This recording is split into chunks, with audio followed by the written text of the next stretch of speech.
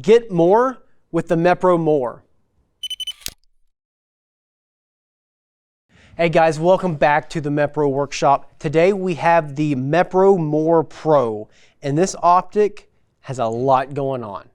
Tell us about it.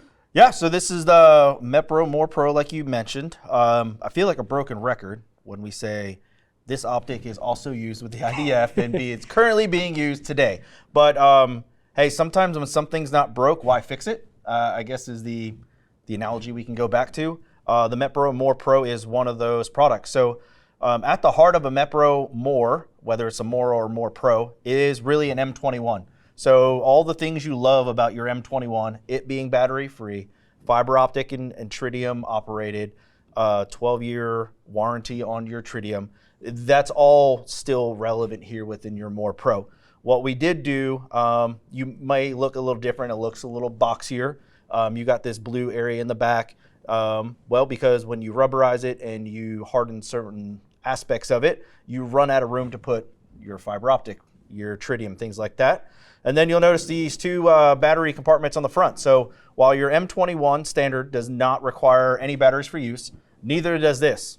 And the off button, the off selector here, when it is off, you do not use any battery power whatsoever. However, when you do install your two AA batteries, one side runs a visible laser and one side will run an IR laser for you.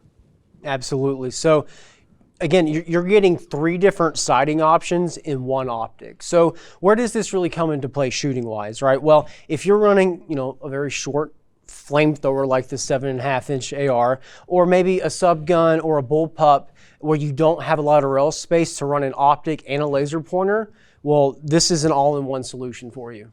Yeah, it's been super popular for the short barrel rifles. It seems like everything now, IWI has an Uzi Pro, the Flux Raider. There's so many firearm platforms. Everything's getting smaller and smaller. Well, when you do that, you're starting to lose real estate. So on this one, it does not take up much space, not much more than an M21 does. But now, like you said, we're adding the features and capabilities of both laser and IR.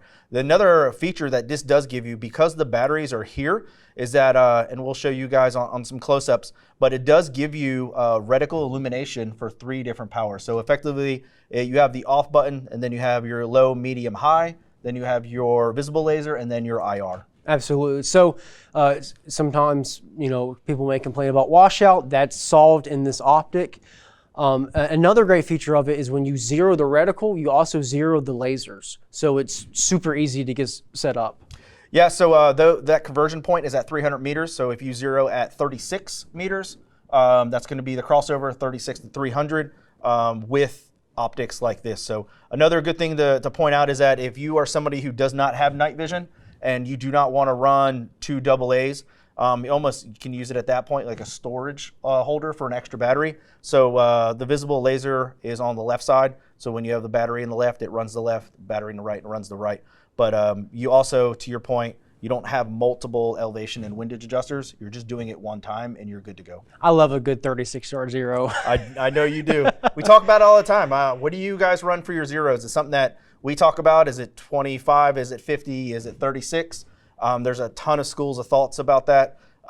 Just so happens for this one, we're running 36 and 300. There you go. And we also have a PTL up front, Eric. Yeah, so that's how you operate the MOR PRO. We call it the push delays PTL. It is integrated into this optic, so it will not take any of the aftermarket things that are out there. But yeah, this thing has been tried or true. If you guys have not seen the, I will say, a hero move from an IDF. I don't know if I showed you the video, but it's been running around. The gentleman actually ate an entire frag grenade. It seemed like his MOR PRO was towards the front.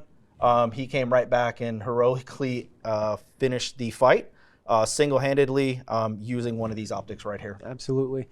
And we've also sent a couple of these out into the YouTubeverse and for some reviews. I know my friends at Tactical Turkeys have shot these and taken them on some hunts, and they were very impressed, especially with their use under night vision using the infrared laser.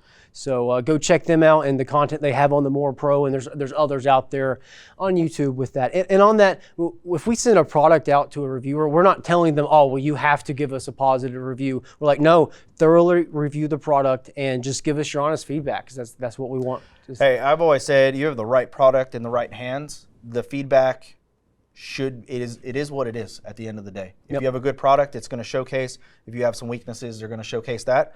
Honest feedback is always great, but it's also why we have products like the MOR Pro, the M21, that spend 20 plus years of military service and continue to go strong. One last thing on the price point, this optic is relatively on the higher end of most of our other Mepro products, but when you look to the very few options on the market that have these features, this comes in at a bargain price for sure. Yeah, you hit the nail on the head. Probably looking right around 1,300-ish. There are different versions, so you do have a green version of visible lasers, which some other, I'm not gonna say competitors because no real competitor to this, but when you look at laser pointers, you gotta understand, do you want red or green? What do you prefer?